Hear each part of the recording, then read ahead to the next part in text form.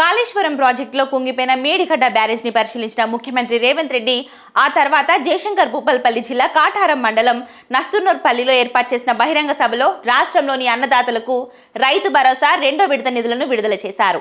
ఈ సందర్భంగా మాట్లాడిన రేవంత్ రెడ్డి రాష్ట్రంలో పెద్ద పెద్ద ప్రాజెక్టులను కట్టింది, రైతులకు నీరిచ్చింది కాంగ్రెస్ పార్టీని తేల్చి చెప్పారు.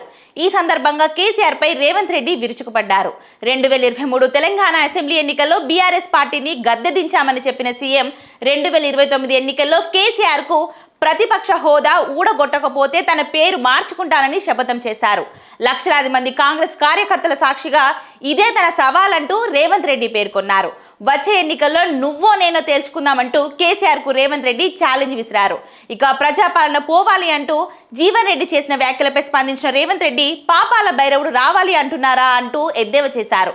ఫామ్ హౌస్ లో ఉండే పాపాల భైరవుడు మళ్లీ అధికారంలోకి ఎందుకు రావాలి అని ప్రశ్నించారు.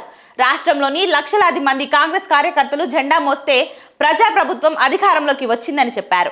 ఎందుకు పాపాల భైరవుడు రావాలో పార్టీ మారిన జీవన్ రెడ్డి చెప్పాలని డిమాండ్ చేశారు.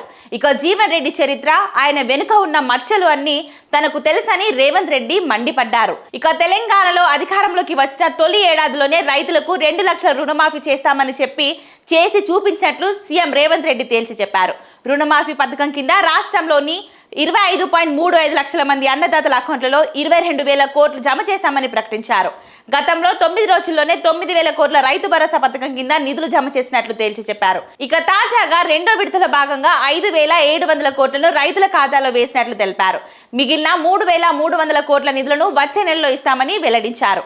తెలంగాణలోని 3.5 కోట్ల మంది పేద ప్రజలకు సన్న బియ్యం ఇస్తున్నామని సీఎం రేవంత్ రెడ్డి స్పష్టం చేశారు.